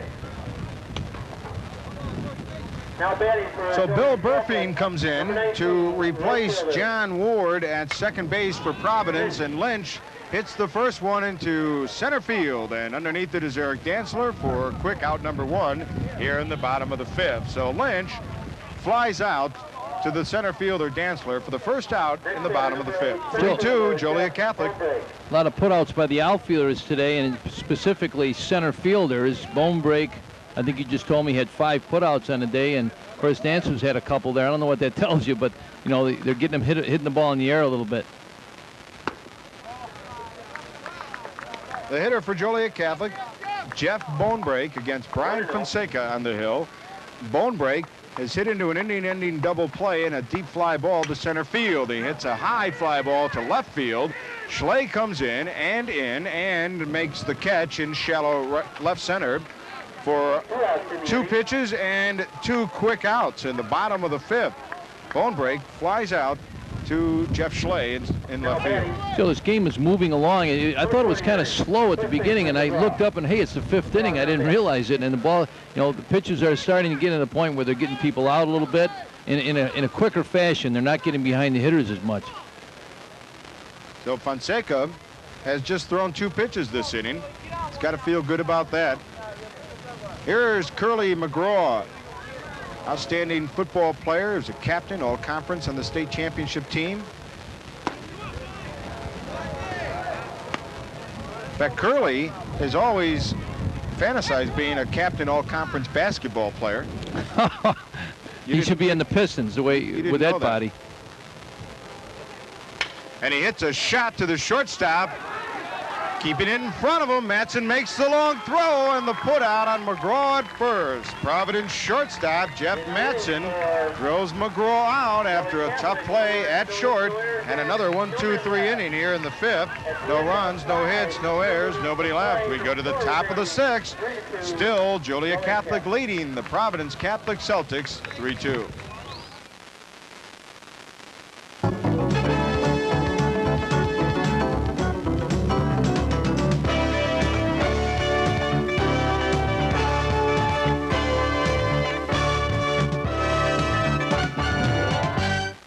Chris, one of our cameramen, waving because he's a happy guy, graduating from Joliet Catholic High School, Joliet Catholic Academy, excuse me, this year. And he did it in 4 years, unlike our director-producer, Frank Vance. How long did it take Frank, who played ball for you, or at least he played? No way. We got him out of there in 4. No way you're going to keep him around more than 4 years. Move him along. A new pitcher comes in for Joliet Catholic Academy, Brian Holman, who started the game as the DH, comes in relief of Steve Jasek here in the top half of the 6th inning. Holman was the winning pitcher in the regional opener, 13-0 over Bolingbrook. Jasek pitched an inning of relief, and this time they flip-flop it. Jasek starts and goes 5, and now Brian Holman comes in, and Jeff Schley, the number 3 hitter in the Providence order, will lead it off. So it's right-hander against left-hander here. And he slashes one foul into the cars behind home plate. Well, you know, I'm sure Joliet Catholic people were counting pitches and knew that Jasek was getting up there in numbers, and maybe they think a different look here will take him through the rest of this game. 0-2 quickly to Jeff Schley, who has grounded out twice to end the first and to end the 3rd innings. Which means he's out in front of the ball a little bit. And he swings and misses at a curveball for strike 3. Excellent breaking ball by Holman that time. That baby dropped off the table, and he got 1, 2, 3 pitches and got Schley, and Schley's been frustrated today, and I'm sure that Joe's surprised, Joe Radiguero's surprised at that because he's just a great hitter. We're going to see that breaking ball again. There it is, dropped out of nowhere, and he had to bite after it because he had 2 strikes on him. Well, here's a young man that could tie the game up with 1 swing. Eric Dantzler for the Providence Celtics. Not on that pitch, however. I think that's been one of the problems with the Celtics today. They've been trying to tie it up on 1 swing, and that's why we're seeing a lot of long fly balls. They're not staying down on the ball and driving through. They're pulling out a little bit. Dantzler out of Washington Junior High School in Joliet. Nicknamed Crank, and he can crank it up.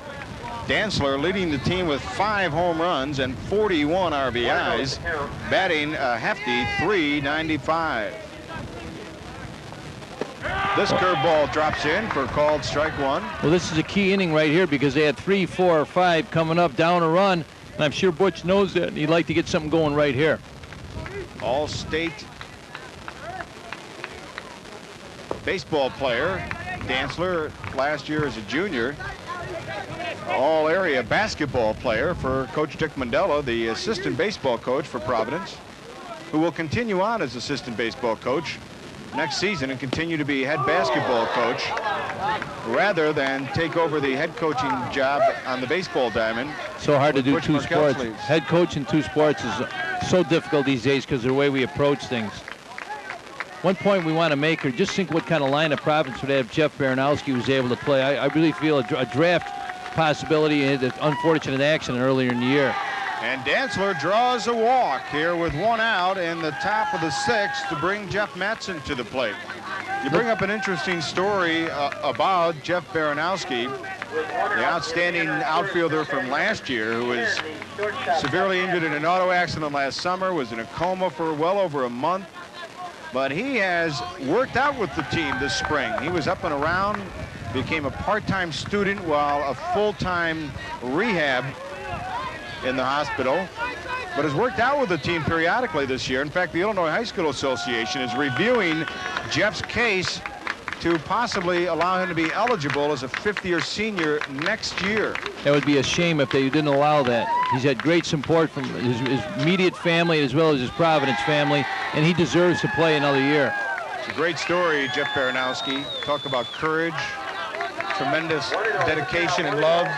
His parents and family and the hundreds of visitors he was getting weekly at St. Joe's Hospital in Joliet. Well, if something like that has to happen to anybody, we're lucky it happened to him because his family's so great and he's such a great kid. He is going to have the ability to come back from that.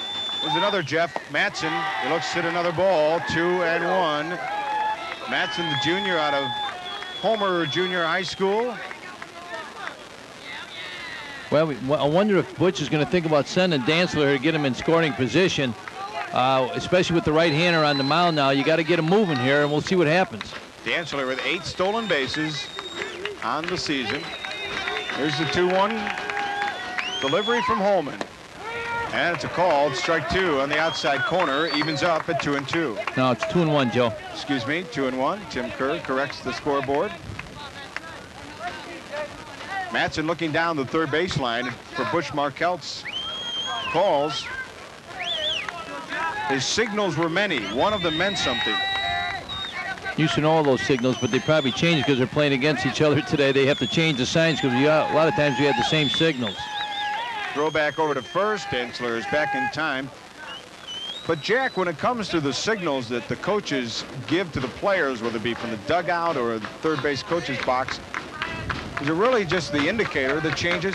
Sometimes you change it all, but a lot of times you either won't use the indicator or use a different one. Outside, ball 3, 3-1. So the second Providence batter, that pitcher Brian Holman, has gone 3-1 to.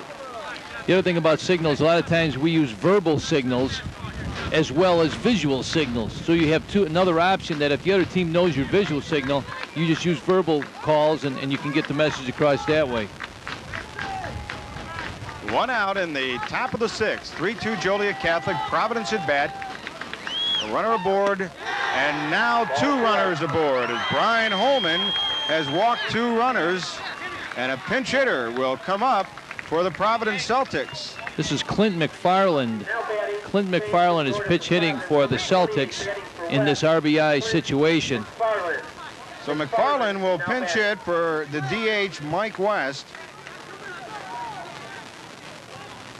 With 1 out and 2 quick runners aboard. Joe McFarland is only hitting .231 on the year and hasn't had a heck of a lot of bats. He's only had 13 at bats.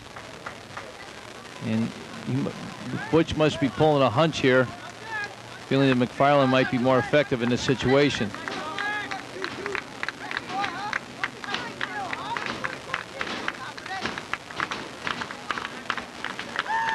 McFarland, a junior out of Laraway Junior High School, also a basketball player.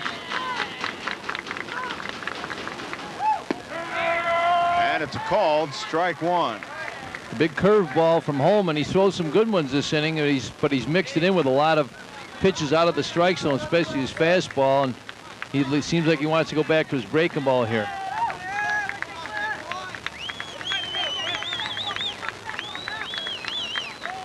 And 1, runners at first and second, 1 out. And a curveball backs up McFarland and goes 0-2. Fonseca will be on deck. 2 good breaking balls, and I don't think it's all that bad that McFarland took those pitches because you want to go up there as a pinch hitter, look for the fastball a little bit, but now he's got to protect the plate. Chokes a little bit more up on the bat. The delivery. And he swings and misses for strike 3. Out number 2 in the top of the 6th. And so a young man, Brian Holman, comes in. He has walked 2 this inning, but he has also struck out 2 in the top of the 6th, protecting a 1-run lead for his Hilltopper teammates. And he'll face his opposing pitcher, Brian Fonseca, who has doubled and scored and lined out hard to the shortstop. So he has hit the ball solidly in both at-bats. That was a situation where Holman got ahead of the hitter and made him be defensive, and that's how he got McFarland. Called strike 1 on the Fonz. Brian Fonseca, senior out of Hufford Junior High School.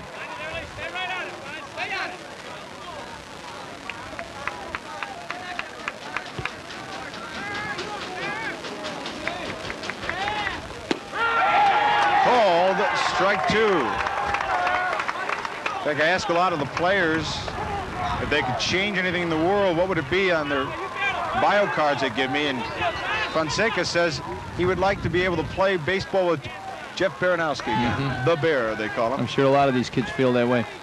The 0-2 delivery, curveball misses inside for ball 1. You can hear the crowd oohing and eyeing on every pitcher. Now that curveball, he hung that one up. Runners at first and second, 2 outs. 1-run Joliet Catholic lead. Curveball misses up high, ball 2. Here it is, Joe. You got to be looking fastball here. He came back with 2 breaking balls out of the strike zone. You got to be guessing fastball, and that could really, we could have something happen on this pitch. Fonseca against Holman. The 2-2 delivery. A grounder to third. Dives, unable to come up with the play. The long throw and an out at first base. The long throw from the Joliet Catholic shortstop, Brandy Brancheski, and McGraw making the great glove play at first base. Boy, a lot of... Unbelievable. He came back with a 3rd breaking ball. Brancheski goes in the hole, the long throw. But there's Curley with the great sweet glove over there, high jump. I was just mentioning that the reason why he doesn't play basketball is he's got the vertical leap of a chair, but he got up pretty high in that one, came down on the base, and got the 3rd out of the inning. We go to the bottom of the 6th. Joliet Catholic coming up, protecting a 1-run lead. They lead the Celtics 3-2 in this Class AA Boys Baseball Regional Championship. Joliet Catholic, the home team today. The coin flip gave them the home dugout. Leading off the bottom of the 6th will be the left fielder, Pete Carroll. He has struck out twice, but did reach base on the 2nd strikeout on a drop 3rd strike. And he hits this fastball down the left field line, foul, and quickly goes even at 1 ball and 1 strike. Joe, you know, they always say baseball is a game of inches, and there was on that play, obviously, a close play at first, but that's not what I'm saying. A game of inches because Holman came back with 3 breaking balls, and if he throws that fastball in the same spot to Fonseca instead of the breaking ball, we could have had one out in the softball field, but instead he had the guts to come back with the breaking ball and got him to hit it on the ground. Pete Carroll, whose most memorable moment in sports was winning the state football championship last fall down at Bloomington Normal's Hancock Stadium. 2-1 delivery. Curveball just misses. Carroll wanted it, but he held back, and it goes to 3-1. Carroll, who is, we talked about his intensity as an athlete. He's a wild guy. One of his hobbies is bungee cord jumping. I don't know what bridges he's doing that from, but I hope I'm not in a boat while he's doing it. And he hits this hard shot to the shortstop. Matson, the long throw and a 6-3 putout, retires Carroll to open the bottom of the 6th. Joe, this is a very hard infield. Over the years, I've always felt it was a pretty tough infielder on the infield for the infielders to play. And the ball gets on you real quick, and it seems to speed up. And Matson made that play look easy. But that was the kind of ball that ties you up in the hands. Come up with it, made the good throw over to first base. Well, that'll bring up Brian Holman, who started out the day as the DH and relieved for Jasek last inning on the mound. Holman, a senior out of Troy Junior High School, was a catalyst as the starting fullback to the state championship football team. And he hits a tapper in front of the plate. The catcher, Slucky, handles it and delivers it to first for out number 2. Joe, I can't tell you how many times I've seen umpires call that a foul ball. Anytime the ball goes down, they call it a foul ball. And incorrectly, the ball hit the plate, did not hit the body of the batter, and therefore it is a fair ball. Slucky handled it well and made the good throw to first. Fonseca has retired 9 of the last 11 batters he's faced. But Doug Bettinger has been tough for him today. Bettinger is 2 for 2. 2 solid singles. In fact, Bettinger is the last Hilltopper to have gotten a hit off Fonseca.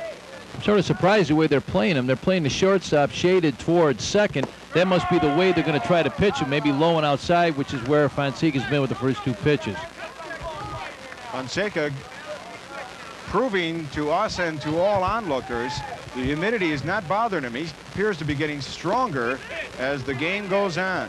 Well, we talk about the hot weather, but if we were playing the game in the middle of the afternoon, that 11, 12 o'clock time, then it really comes into play. But 4 o'clock, it starts cooling down. We were commenting about the nice cool breeze we've had here today, and it doesn't affect the pitcher as much. And a high pop-up out of play by Bettinger, and the count remains 1-2 against the Providence pitcher, Brian Fonseca. Joe, this has been one heck of a good high school baseball game. You know, just we've had some action on the bases, we've had some good defensive plays, and some good pitching. Bettinger, junior out of Shanahan, football player, backs off and works himself back to a 2-2 even count. Bettinger is one of those players that Joe talked about. He's come around late in the year, and boy, he looks good at the plate right now. He's right on every pitch. And he hits a solid fly ball to right field. Pritchard battling the sun. He is under it for out number 3 in the 6th. So we go to the 7th as Joliet Catholic goes down 1-2-3. We go to the top of the 7th. Providence needs 1 to tie to keep this game alive. The Hilltoppers lead by 1.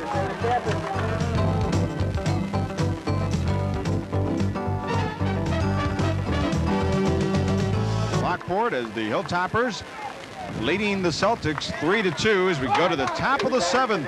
And Providence coming up with their number 8, 9, and leadoff hitters in this inning. John Ward, who was pinch hit by Bill Burfield his last time up, is back in at the plate against Brian Holman. So it'll be the left-hand hitting Ward against the right-hand pitching Holman to open up the top of the 7th. And not one player in uniform is sitting down for the 7th inning. Joe Passion along with Jack Szymanski in our Channel 15 baseball game of the week.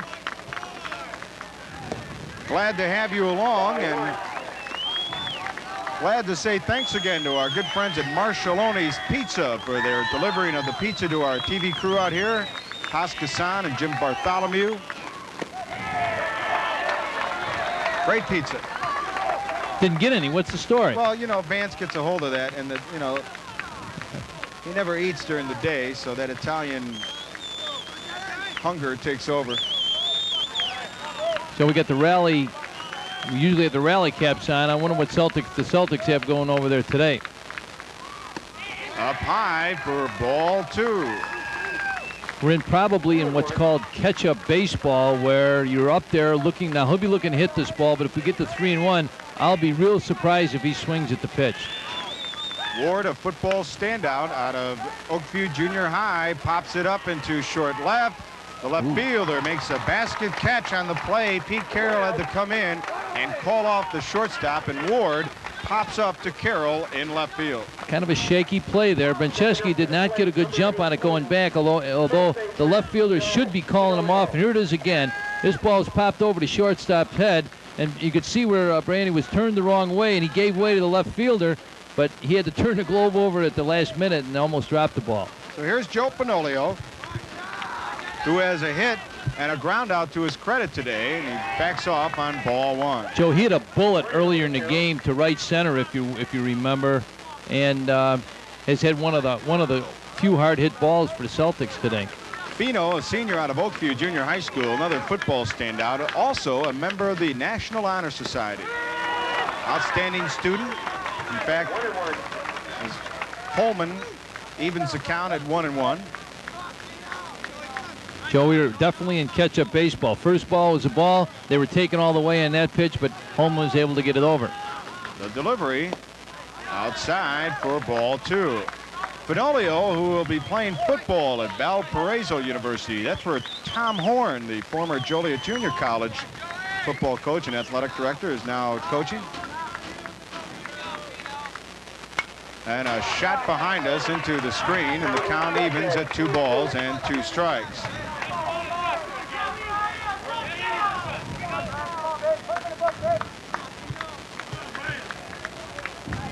On deck will be the leadoff hitter for Providence, Bobby Purchase. The 2-2 delivery. A strike. Ooh, no, man. just misses inside. Just missed. That probably was a ball, though. A little bit inside, but of course you're going to beg on that last pitch if you're on the Hilltopper side. That ball was a little bit inside. I was looking at Tim Kerr's right hand. I thought I saw it make a motion, but I think it was just to wipe off the sweat off his brow on this 90-degree day. This time he goes after the curveball. Shallow center. Bonebreak is there and makes the catch for out number 2. Boy, Joliet Catholic High School, Joliet Catholic Academy, the Hilltoppers, who are here defending this regional. State runner-up last year in the Class AA finals in Springfield, are 1 out away from moving on to the Geneva sectional that will be played at Kane County Stadium. And the Hilltopper crowd is on their feet for what could be the final out. Here's Bobby Purchase. He's hit the ball 3 times deep to left, all flyouts. I'm sure the Celtics were taking a strike there. You got to do that. You got to get a runner on here. A swing and a miss. 0-2 the count to Bobby Purchase. 2 outs, top of the 7th. Joliet Catholic leads by 1, 3-2. The 0-2 delivery. That chips and that will stay fair. No, it will go foul. The ball goes foul, and Butch Markelts feels that it hit the shoe of the Joliet Catholic third baseman. Well, Butch had the best angle on it. He was the closest one to it, and he feels that the ball hit the third baseman. Not a real smart play on Benninger's part. We're going to see the replay. Maybe we can tell Joe. Watch the ball here. If he touches that ball while it's fair, now it's hard to tell. I really can't tell. The ball kicked up a lot of chalk and kind of got in our way there. Butch had the only good shot at it, and he thought the ball hit him. Well, if nothing else, Bobby Purchase and Providence have new life. That ball's fair. The game's over. The 0-2 count. Misses outside in the curve, 1-2. 3-2 Joliet Catholic, top of the 7th. 2 outs, nobody on. Curveball, strike 3 call, and the game is over. Joliet Catholic defend their regional championship here at Lockport and knock off the #1 seed Providence Celtics. Our final score, the Hilltoppers defeat the Celtics 3-2. Jack Szymanski and I will be back with the post-game show on our Channel 15 Game of the Week after this timeout.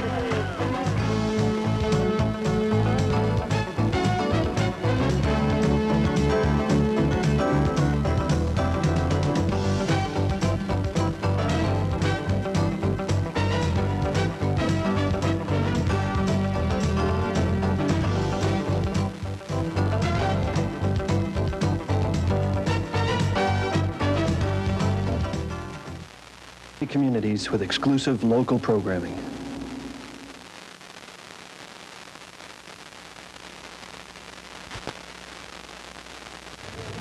They weren't the #1 seed this year, but they were the defending champions, and the Hilltoppers of Joliet Catholic Academy are on that road back to Springfield after the 3-2 regional championship victory here today over Providence. And kudos to Jim Lynch for his big 2-run homer in the 3rd. And he helped get this trophy that will be back in the Joliet Catholic Academy trophy case, and Joe Rodagiro's got to be pleased. First off, tell us real quickly about the home run. Fonseca just threw me off speed. It was a little high, and I just got all the way around on it, and it just went. You got everything, and it looked for a moment like Bonebreak was going to follow. That ball kind of fell in. Everyone hit the ball real well. Joe, hitting was one of your concerns, but the kids hit the ball extremely well today. Well, I don't know what it is, Joe. Come tournament time, we start hitting the ball, and as I told you before, we've been hitting the ball well ever since the last Providence game, and we knew we were better than 12-1, and I just think the kids had confidence in themselves that they could play, and I think the 2 tournament games before this, beating a good pitcher from Bolingbrook and beating a great team in Lockport, gave us a lot of confidence against a great team in Providence. And we can honestly say we snapped the TV streak. You got that win behind the cameras. Congratulations, guys. We'll see you in Kane County on Saturday. We'll be there, Joe. Thanks. The upcoming game, the winner of Joliet Catholic now will move on to play Glenbard East, Glenbard West winner, the St. Charles Regional. 3-2 the final score here for Jack Szymanski. Real quickly, a great victory and playing in a new stadium for the sectional championships. That's going to be a big lift for these kids. It's been a while since the sectional's been out of our area, and that'll be a great experience just to play in that facility. And that's one of the great things about playing baseball. You get to go and play some great fields, and I'm sure the Hilltoppers are looking forward to that. Okay, for Jack Szymanski, all of our crew here at Channel 15, the final score, Joliet Catholic Academy defeats Providence 3-2 to capture the Lockport Boys Class AA Regional Championship and advance on to the Geneva sectional semifinals. It'll be the late game, 12:30 start at Kane County Stadium on Saturday, June 1st. We will be there. Have a great week.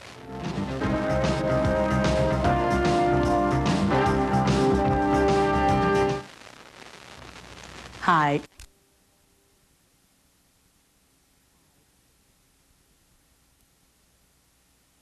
That their tradition has been so great over the years. You guys really have gotten out of the blocks extremely strong this season. Seems to put you in the favorite seat going into the regionals, even though that's still a few weeks away.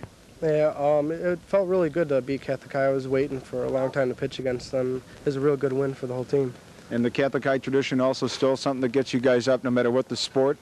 Yeah, that's a game we look forward to all year. You know, just like basketball, you know, when that game comes around, records really don't mean nothing. This is just for bragging rights, you know, and we just all out play no matter what the records are.